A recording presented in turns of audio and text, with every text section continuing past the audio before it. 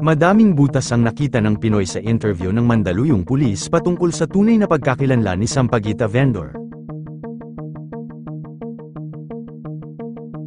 Hindi makapaniwala ang madaming Pinoy sa pag-iimbestiga ng Mandaluyong pulis sa case ng security guard at Sampaguita vendor na nagtitinda sa harap ng SM. Nag-viral ang video nilang dalawa at buong Pilipinas ay napanood na ito. Nakasubaybay ang madaming Pinoy kung sino ba talaga ang mali sa ginawa ng guard sa Sampaguita vendor at sa mga pahayag ng Mandaluyong pulis. Base sa mga interview ng pulis ay nag-aaral sa pribadong lugar ang batang ito at totoong naka-enroll ito sa kanyang school na hindi pinangalanan. Base sa mga pahayag ng pulis ay napakabait na bata at respetado at mabait na tinataguyod ang pamilya upang makaraos sa kahirapan. Madaming Pinoy ang hindi naniniwala sa mga pahayag ng Mandaluyong pulis at angat puso nila itong kinundena.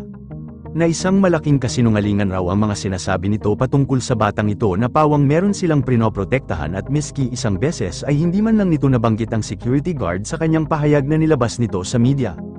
Ayon sa netizens na nag-comment sa pahayag ng pulisya, sinungaling na pulis yan, nagko-cover up para masabing malinis lungsod nila. Pa-victim effect din para maawa dun sa sindikatong babae. No proof of barangay school and scholarship provider, hindi din nila mat-raise ang babae kasi last December pa ang video na yan. Dapat dyan magkaroon ng parallel investigation para masigurado at makumpirma kung totoo nga ang mga sinasabi nila. Base kasi sa video iba ang kinikilos nila kumpara sa kwento ni Ma'am Police Woman. Base sa kwento ni Ma'am parang lumabas napakabait, magalang, at respetado tao ang bata. Pero pag pinanood mo naman ang video iba naman ang pagkatao na mapapanood at makikita mo. Malayong malayo sa kwento ni Ma'am Police Woman, kaya mas mabuti talaga na magkaroon ng isang parallel investigation sa usapin na ito. Madaming hindi kumbinsido sa ibinigay na pahayag ng Mandaluyong pulis sa case na ito, dahil sa pag-provoke ng license ng security guard na hindi na siya makakapagtrabaho habang buhay bilang security ay malaking kawalan nito kay kuya dahil may pamilya din itong binubuhay at mga anak nito. Ano sa tingin mo may mali ba sa imbestigasyon ng pulisya sa case ng security guard at Sampaguita vendor? Narito naman ang mga clip ng interview ni Madam Police. At napuntahan nga po namin sa bahay nila doon sa Quezon City at talagang yung pagbebenta po ng Sampaguita, ayun po ang ikinabubuhay ng pamilya.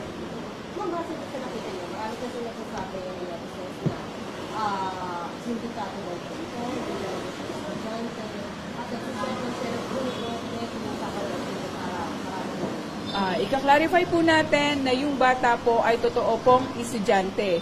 In fact nga po, siya po ay scholar ng isang private institution at matalinong bata. At nagsusumikap lamang po na madagdagan yung mga pangangailangan nila sa kanilang eskwela dahil po kade-demolish lang daw po ng bahay nila. At yun po ay pinatunayan din ng barangay kung saan po nakausap din po namin yung barangay kung saan sila nakatira.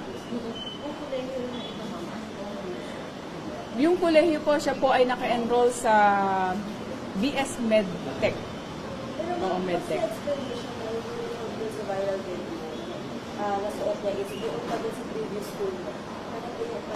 Ang paliwanag niya po, bit-bit niya yun kasi pagkagaling sa school, nagmamatch din dun sa ano niya. Ayaw niya na yung current school niya ang suot niya.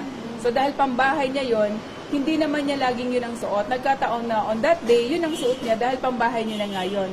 Kumbaga, ipinapalit niya pagkagaling niya sa eskwela. But there are times din na naka-t-shirt siya. Nagkataon na since pambahay niya na yun ang suot niya that time na nangyari ang insidente. Ibig sabihin, itong ginamit niya, nagbibenta sa hindi na palda ay uniform niya noong high school. Ang sabi niya kasi is similar, yung palda niya is similar dun sa current school niya. So upper lang? Upper lang yung pinalitan niya.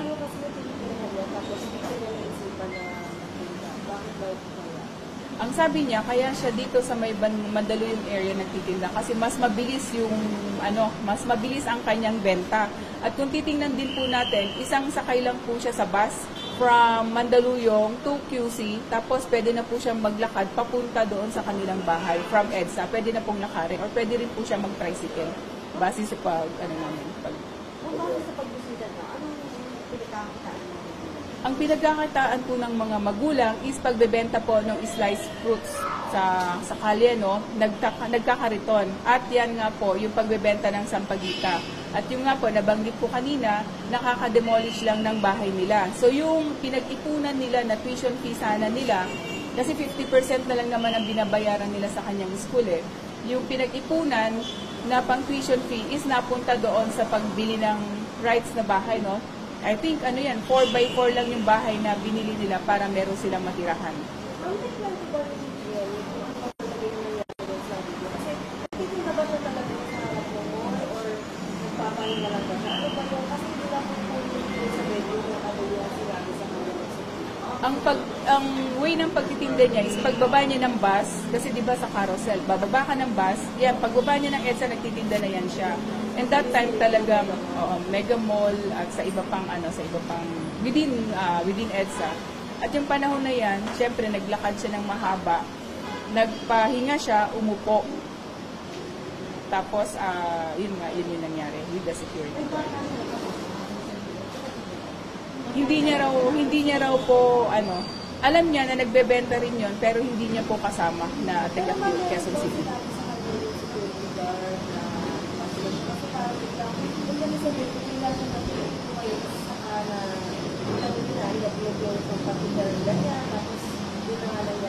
Yun po yung iimbisigahan natin and meron na pong lawyer na nag-a-assist sa kanila.